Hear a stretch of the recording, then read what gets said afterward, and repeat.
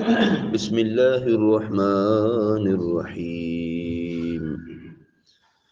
إن الذين آمنوا والذين هادوا والنصارى والصابئين من آمن بالله واليوم الآخر وعمل صالحا فلهم أجرهم عند ربهم ولا خوف عليهم ولا هم يحزنون. وإذ أخذنا ميثاقكم ورفعنا فوقكم الطور خذوا ما آتيناكم بقوة واذكروا ما فيه لعلكم تتقون۔ بے شک ایمان والوں نیز یہودیوں اور عیسائیوں اور ستاروں کی پوجا کرنے والوں میں سے جو بھی سچے دل سے اللہ پر اور آخرت کے دن پر ایمان لے آئیں اور نیک کام کریں تو ان کا ثواب ان کے رب کے پاس ہے۔ ان پر نہ کوئی خوف ہوگا اور نہ وہ غمگین ہوں گے۔ اور یاد کرو جب ہم نے تم سے عہد لیا اور تمہارے سروں پر طور پہاڑ کو معلق کر دیا اور کہا کہ مضبوطی سے تھامو اس کتاب کو جو ہم نے تمہیں عطا کی ہے، اور جو کچھ اس میں بیان کیا گیا اسے یاد کرو، اس امید پر کہ تم پرہیزگار بن جاؤ۔ اس آیت میں یہودیوں سے فرمایا جا رہا ہے کہ وہ وقت یاد کرو اے یہودیوں کہ جب اللہ تعالیٰ نے بنی اسرائیل سے عہد لیا کہ وہ تورات کو مانیں گے اور اس تورات پر عمل کریں گے، لیکن پھر انہوں نے اس کے احکام کو بوجھ سمجھ کر قبول کرنے سے انکار کر دیا، حالانکہ انہوں نے خود بڑی التجا کی تھی حضرت موسیٰ علیہ السلام سے کہ حضرت موسیٰ اللہ تعالیٰ سے ہمارے لیے کوئی آسمانی کتاب منگائیں کہ جس میں احکامات ہوں، ہم اس پر عمل کر کے ہم اپنی زندگیاں بہتر کریں گے۔ بڑی منتیں کی تھیں اور التجائیں کی تھیں۔ اس میں قوانین شریعت بھی تھے، آئین عبادت کا مفصل ذکر موجود تھا۔ حضرت موسیٰ علیہ السلام نے ان سے بار بار اس کے قبول کرنے کا عہد لیا تھا کہ تم وعدہ کرو کہ کتاب تو آ جائے گی، تم عمل بھی کرو گے، اس پر اس کے تقاضوں کو بھی پورا کرو گے۔ جب وہ کتاب عطا ہوئی تو انہوں نے اسے قبول کرنے سے انکار کر دیا اور عہد اپنا پورا نہ کیا۔ جب بنی اسرائیل نے اللہ تعالیٰ سے کیا ہوا وعدہ توڑ دیا تو حضرت جبرائیل نے اللہ کا حکم پا کر کوہ طور کو اٹھایا اور ان کے سروں کے اوپر ہوا میں طور پہاڑ کو معلق کر دیا۔ پورا پہاڑ لوگوں کے سروں پہ آ گیا۔ اب کیا تھا، حضرت موسیٰ علیہ السلام نے ان سے فرمایا تم یا تو عہد کو قبول کرو، جو وعدہ کیا تھا اس کو قبول کرو کہ تم تورات پر عمل کرو اور اس کے احکامات، ان کے تقاضوں کو پورا کرو۔ اگر تم اس کو پورا نہیں کرتے تو پھر سن لو، یہ پہاڑ تمہارے اوپر گرا دیا جائے گا اور تمہیں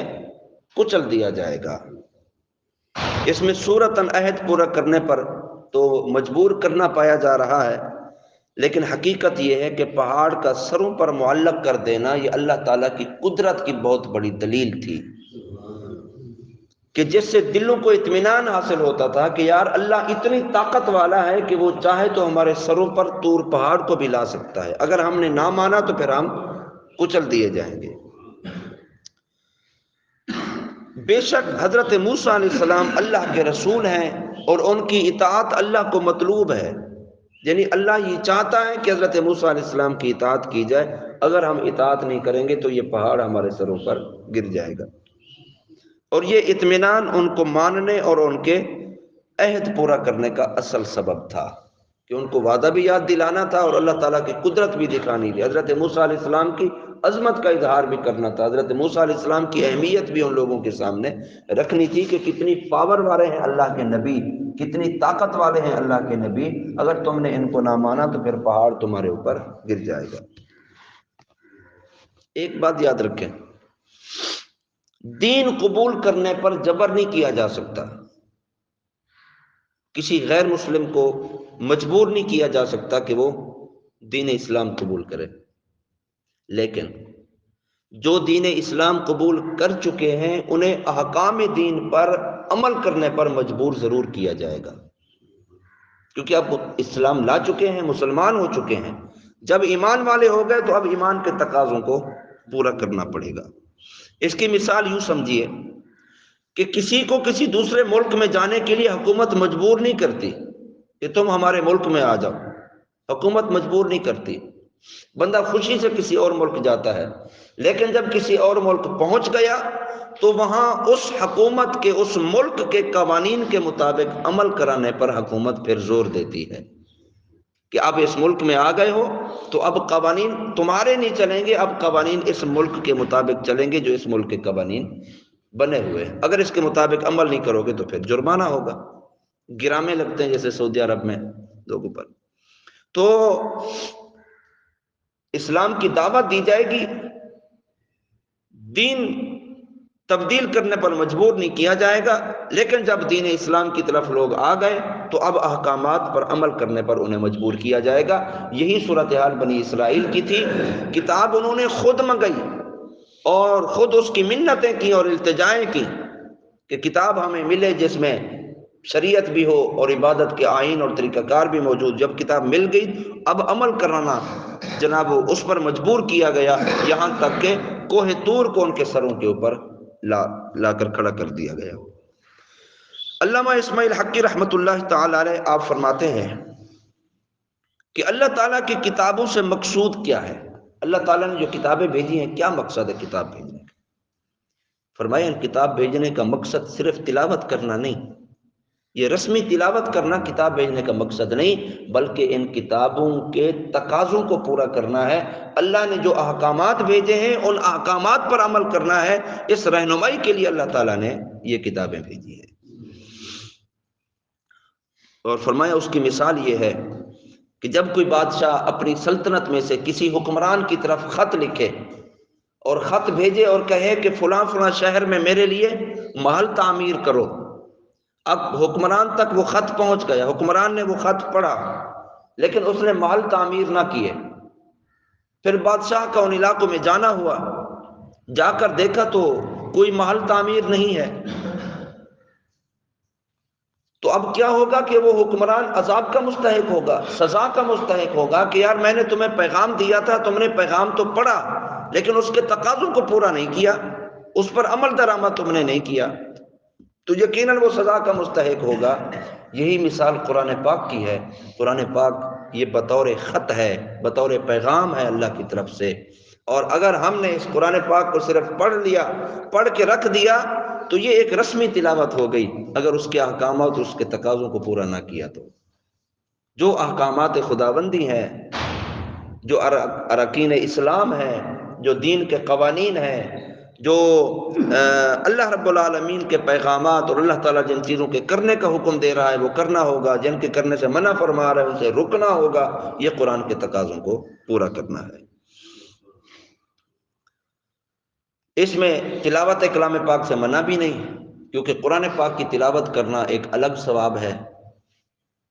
اجر تو ہے، ثواب تو ہے، اگر اس کے احکامات کے پر اس کے تقاضوں کو ہم نے پورا نہ کیا تو یہ پھر ہمارے لیے وبال بھی ہے اور عذاب بھی ہے۔